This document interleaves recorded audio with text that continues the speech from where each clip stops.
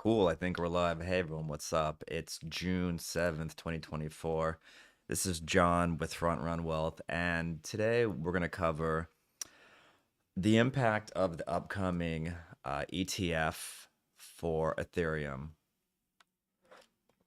I thought about like writing about this, but I think it'd be easier for me to just walk through the numbers because there's a lot of information out there that talks about ETH going to 8,000, ETH going to 10,000, all these crazy numbers. I even saw like one report that outlined how Ethereum was going to go to like 150,000 based on like this ETH ETF, and that's kind of insane.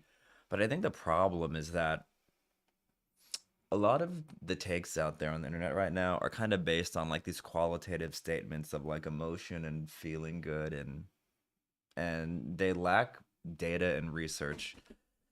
So the point of this episode is we're gonna walk through the impact of the ETF launch on Ethereum, the asset, and we're gonna answer the question, or I mean, we will answer the question: um, what will the price of Ethereum be with the launch of the ETF? And it might surprise you because I don't think it's gonna move the needle. I said this with the Bitcoin ETF, and I was actually right. So let's go through the numbers right now. I made a little presentation to help guide the conversation. So US ETF impact to ETH the asset. The framework through which we're gonna evaluate the impact of the ETF is looking at the inflows. This is like the buy pressure of new money going into Ethereum the asset via the ETF. We're gonna outline my assumptions to that I use to conclude the actual price. Impact on buy dynamics as a result of the ETF, impact on supply dynamics, right? Because ETH is like net deflationary, so we have to talk through that. And the conclusion, which is the actual price. And again, this is based on June 7th, 2024, so give or take plus or minus 5%, depending on when you actually watch this. So let's walk through like the actual inflows. Inflows represents the buy pressure of Ethereum via the launch of the ETF. So Ethereum is like maybe a $400 billion asset based on market cap. And the potential inflows, we're using like Bitcoin as a point of reference. I think what I've seen on the internet is that Bitcoin maybe did $12 billion of net inflows through the Bitcoin US ETF, the aggregate ETFs that were launched since January 10th. And I've seen approximations of maybe 20 or 30% of that will make its way to the Ethereum ETF. So if you believe that Bitcoin's net inflows year to date since the launch were approximately $10 billion, one could make the conclusion that maybe $2 billion of net inflows will make its way to Ethereum in a 1 year calendar window, right? So here's some data that I've outlined with respect to the Bitcoin ETF inflows. Bitcoin ETF garnered approximately $2.8 billion net inflows in the first 21 trading days.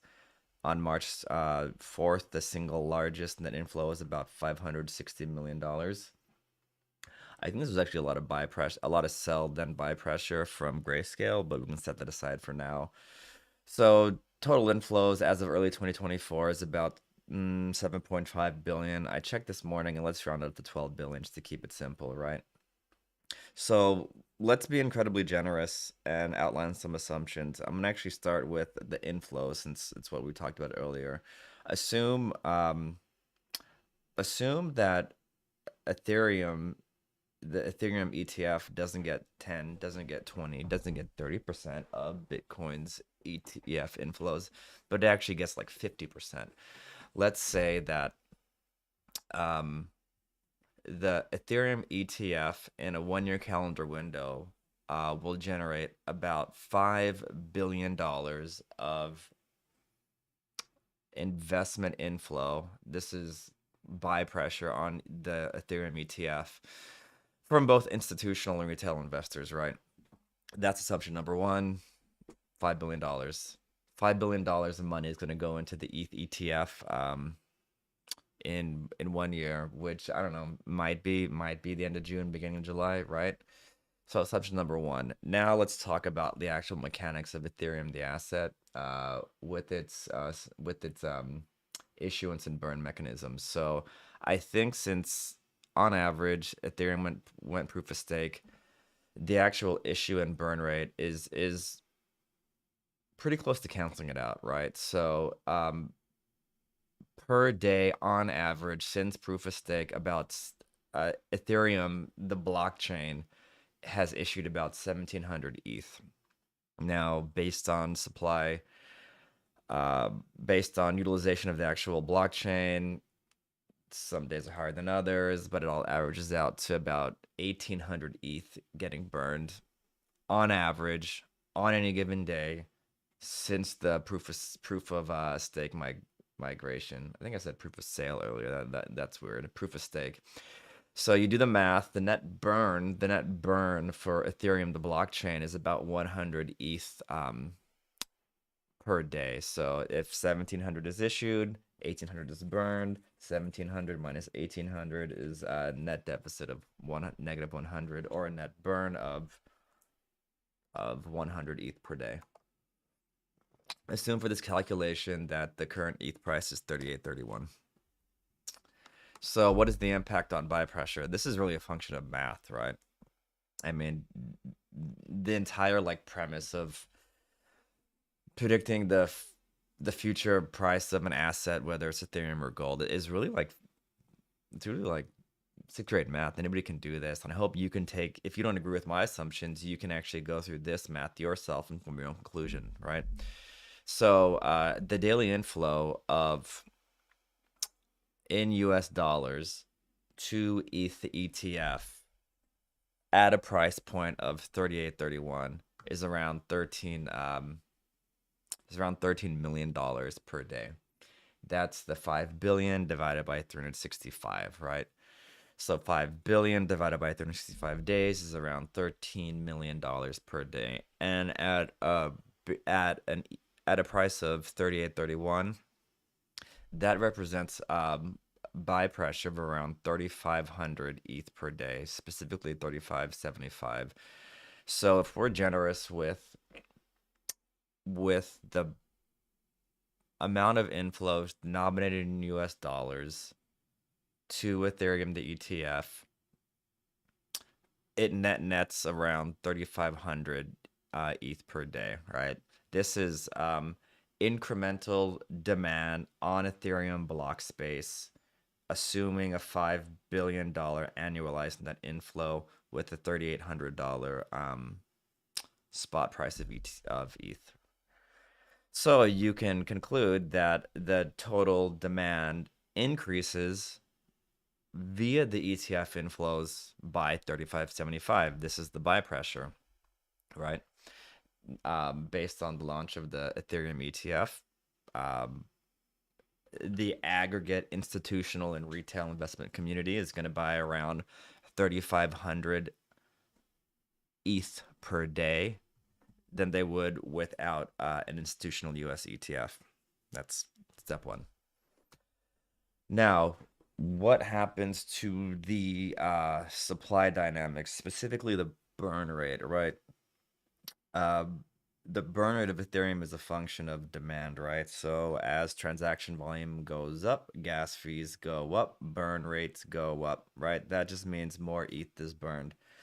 So let's repeat that again, right? As there's more buy pressure on Ethereum, the blockchain, right? The quantity of transactions will go up.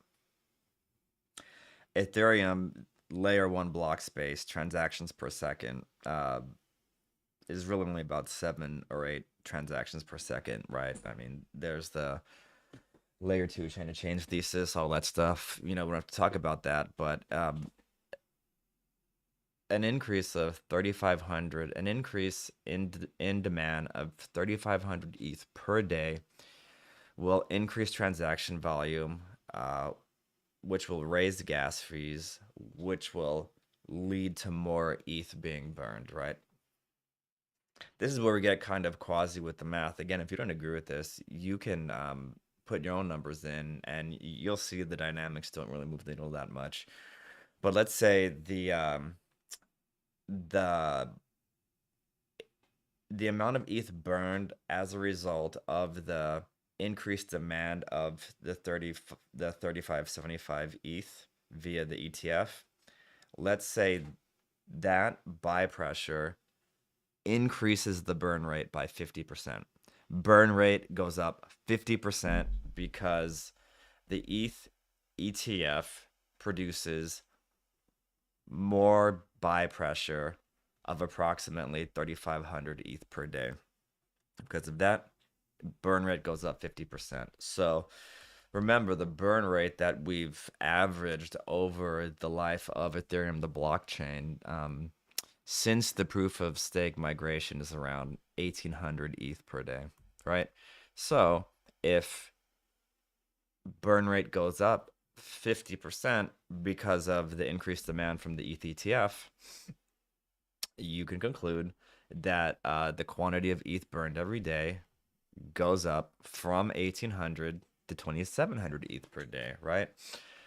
So you run the math again, same addition and subtraction. Ethereum, the blockchain, is still issuing around 1,700 ETH per day, right? This is what the stakers will earn by staking their ETH, verifying transactions on the blockchain, right? In the aggregate, maybe 1,700 ETH. Based on this increased demand that we're describing, you'll see around approximately 2,700 ETH burn per day. The net difference is 1,700 ETH issued minus 2,700 ETH burned equals a new net burn of approximately 1,000 ETH per day. Wow, 1,000 ETH per day. It's a big number, right? So it must move the needle. I mean, hold your opinion. We're gonna keep going through this. Run the math out for a year. You can assume that in the before scenario of the ETH ETF, approximately 1,700 ETH is issued per day times 1 year, 365 days. That's around 620,000 ETH in a year. That's the issuance, right? Now, if you compare, that is the issuance. The issuance doesn't change with respect to the ETH ETF getting launched. It remains the same in this scenario. But what will change is the burn, right? That's what everybody on crypto Twitter is talking about. Burn rate goes up because demand goes up, and as that happens, more ETH gets burned, which drives up the price of ETH the asset all the way to Valhalla, and we all buy our Lambos, right? So you can do the math. Before the ETF, it's 1,800 ETH per day times 265 is about 657,000. Same formula ran out. 2,700 ETH per day, right? This is 1,800 times 50% times 1.5. That's around 985,000 ETH getting burned in a year now, right? So you can see that ETH is still deflationary. It's more deflationary now by a factor of about 10, right? So you can see over a year, 620,000 ETH will get issued by Ethereum, the blockchain, right, to stakers verifying transactions. And around 985,000 ETH will get burned in a 1 year window. So the net deflationary number on ETH asset as a result of the Ethereum ETF getting launched in the United States is about 365,000. So, what is the impact on price? What is the impact on Ethereum, the asset's price, if Ethereum goes from being net deflationary at a rate of 36,000 ETH per year to net deflationary at a rate of 365,000 ETH per year? Does the price go up 10%? Does it go up 10x? Is you want it to go up 10x, but it doesn't go up 10x because math is super simple. So check this out. You can conclude, I mean, you can just use demand supply modeling and run this out. Super clear, guys. So imagine that the ETH price is 38.31. The current market, the current supply we know is around 120 million. which yields a market cap of 120 million ETH times 3831 equals about 459 billion. Nothing new there, right?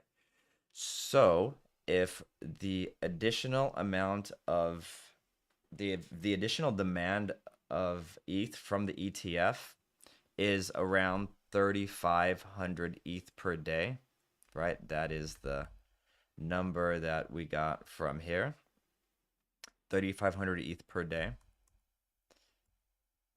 That's about 1.3 million ETH per year, right? 3,575 ETH per day.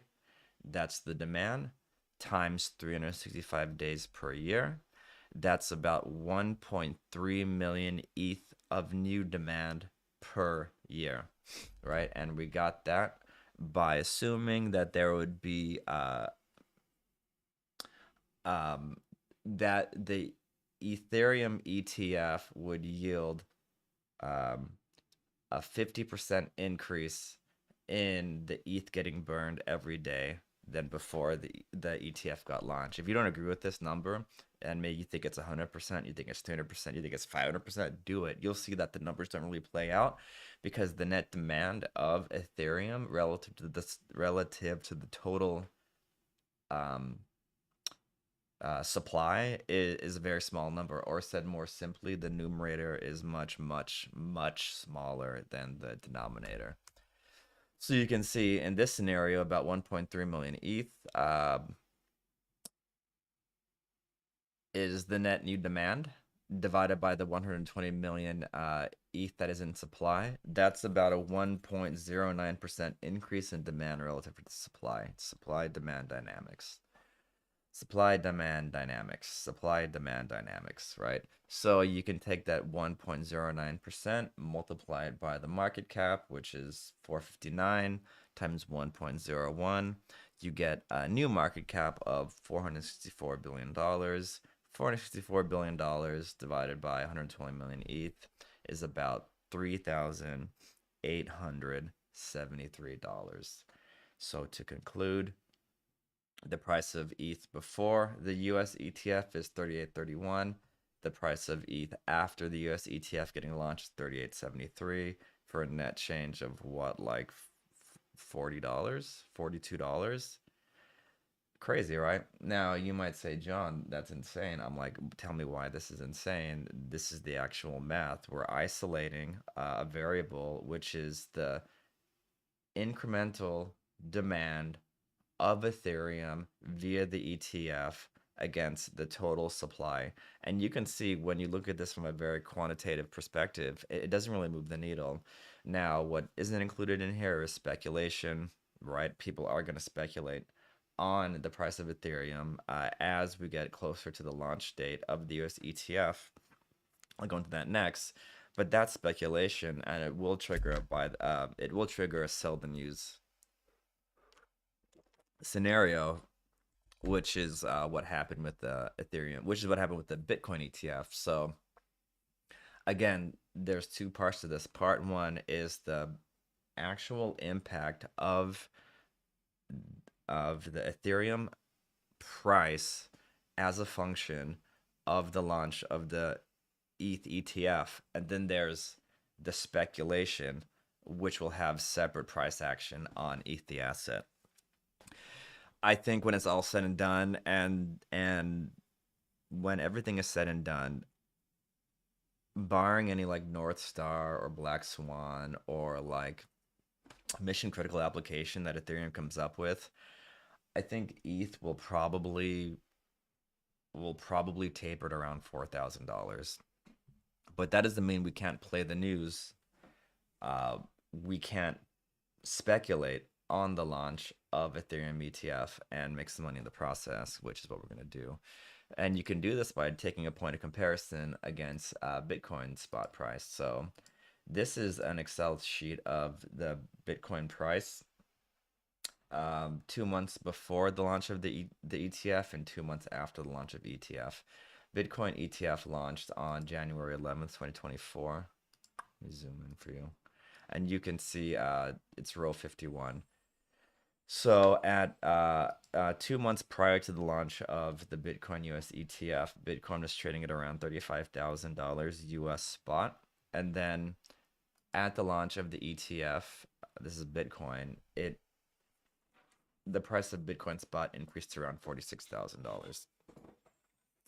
Now there's the Bitcoin halving and all that stuff. We have to take that into account for sure, but there's definitely speculation on the run up to the Bitcoin ETF that produced price appreciation. But then look what happened immediately after the Bitcoin ETF was launched on 112, 114, 117, 118, 121. It's price decline, right? The day after the Bitcoin ETF was launched, um, Bitcoin spot dropped 7.5%, and it continued downward for the following like 10 days.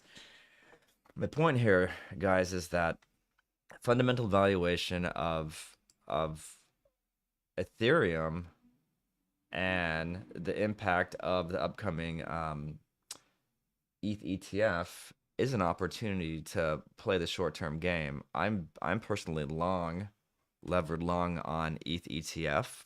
I'm, I'm levered long on ETH the asset at a price point of 3,999 up to the end of June. Up to the end of June, because the prediction markets outline a high probability that the Ethereum ETF will be launched in the US by the end of June or the beginning of July. People are going to play that, and that could be an opportunity to like 2x or 3x your money in the near term. Do your own research on that. But with respect to the fundamental valuation of Ethereum, the asset, and the impact on ETH, the price, even in a very generous scenario, even in a very generous scenario where ETH assumes annualized investment inflows of $5 billion,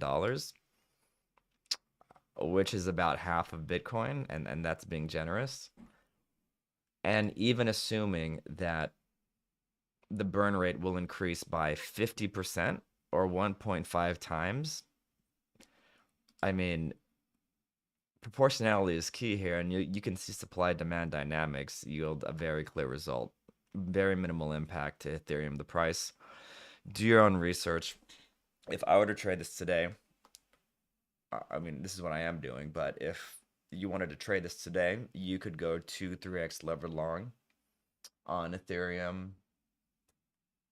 June 30th. And if you're up for it, maybe July 1st, you could take a short position, 2x, 3x short on ETH down to 3,800. I don't see this moving past 4,000. I mean, not in the near term. If you agree with me, disagree with me, I'd love to hear your opinion, good, bad, or ugly. I think my North Star here is to impart on you, when somebody says ETH is going to be 8,000, ETH is going to be 10,000, ETH is going to be 2,000, ask the why. And if they can't like quantifiably explain why Ethereum is going to be that price, they're just super shilling you, right? So proceed with caution, and take everything with a grain of salt. Until next time, guys. Peace.